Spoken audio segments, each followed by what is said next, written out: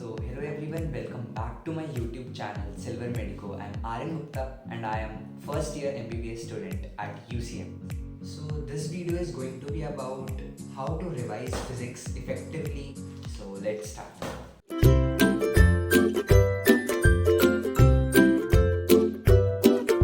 Most of us are aware from the fact that maximum NEET aspirants are afraid from physics. मतलब physics उनका night में है एक तरीके से.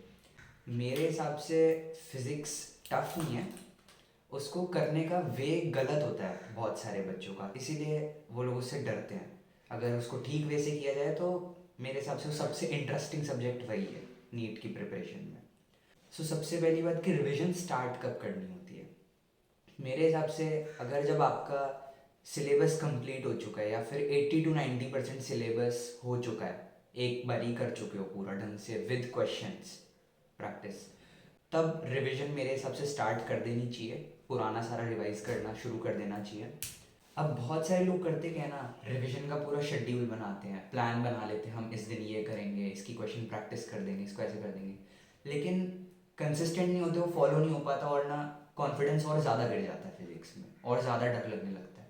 तो सबसे पहली बात तो उसके अंदर ना तुम्हें रेगुलर बहुत ज़्यादा रहना है. एक टाइम फिक्स कर लो, टाइम फिक्स भी नहीं कर पाए तो रोज का मतलब एटलीस्ट 2-2.5 घंटा जो भी करना है, जितना भी टाइम करना है, कंसिस्टेंट रहो. भले ही कम करो लेकिन रोज करो काम. तो धीरे धीरे टाइम के साथ साथ जब प्रोग्रेस दिखेगी तो उसको और ज़्यादा करने का मन करेगा. हो सकता है फर्स्ट 2 वीक्स में हमें जो रिजल्ट है ना मिले एकदम से, उसके बाद जब हम करेंगे तो प्रोग्रेस जब दिखने लगेगी तो और ज़्यादा अच्छा लगेगा, रिवॉर्डिंग लगेगा काफ़ी. सेकेंडली, रिवीजन को ऐसे भी नहीं करना, किसी बहुत लोगों की फिजिक्स वीक होती है तो इसका मतलब ये नहीं कि जब फिजिक्स की रिवीजन कर रहे हैं तो किसी और सब्जेक्ट को सैक्रिफाइस कर दिया. वो भी इक्वली इम्पॉर्टेंट है. हाँ, भले ही थोड़ा सा टाइम उसको ज़्यादा दे दो, लेकिन इसका मतलब ये नहीं कि केमिस्ट्री नहीं कर रहे हैं बिल्कुल भी, या फिर बायो को छोड़ दिया हमने. सबको इक्वली टाइम देना है और मतलब ठीक है, कोई सैक्रिफाइस ना हो, इस तरीके से रिवाइज करना है हमें फिजिक्स को भी. अब बात करते हैं रिवीजन एग्जैक्टली करना कैसे है. रिवीजन के ना मतलब मेरे हिसाब से तो मैं सब कुछ नहीं कर देना होता रिवीजन में.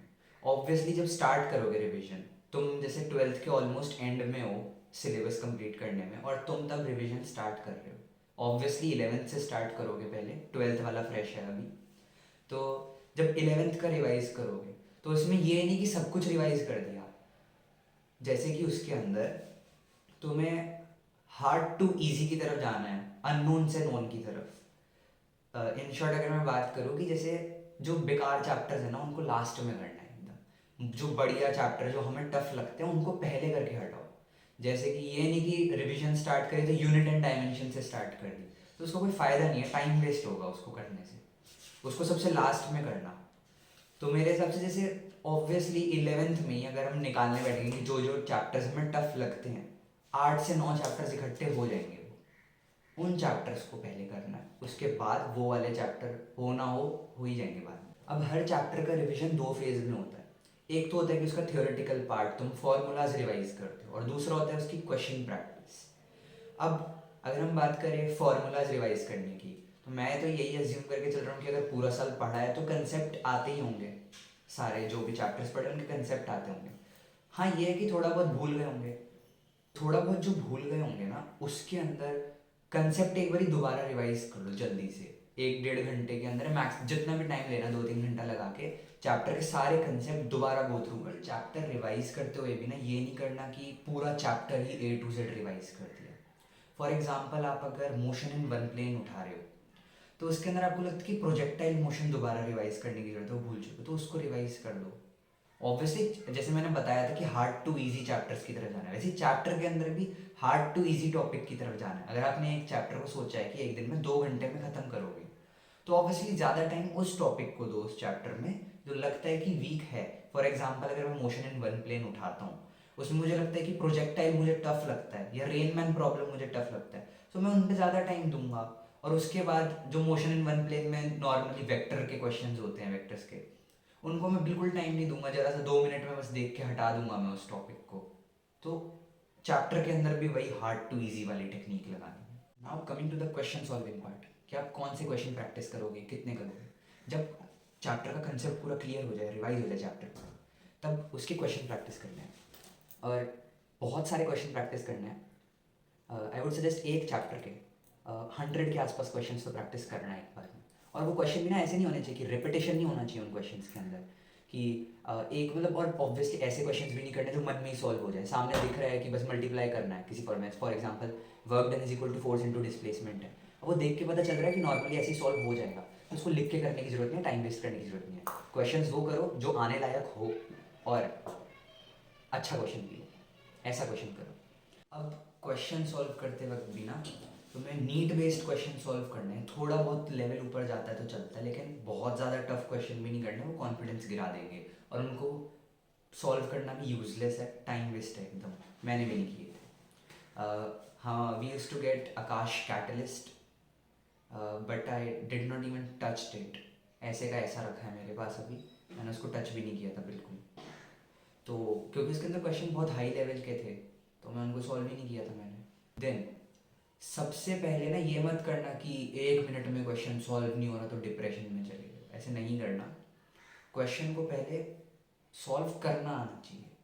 सबसे पहले अपनी ये अप्रोच बनाओ कि क्वेश्चन ठीक होना चाहिए। जब क्वेश्चन ठीक होने लगे तुम्हारे, उसके बाद उसकी टाइम ड्यूरेशन कम करने की कोशिश करना। दोनों चीज़ें एक साथ करने लगोगे तो पॉसिबल नहीं है। तो सबसे पहले क्वेश्चन को ठीक करने की कोशिश करो कि बिल्कुल ठीक आंसर आ रहा है ना।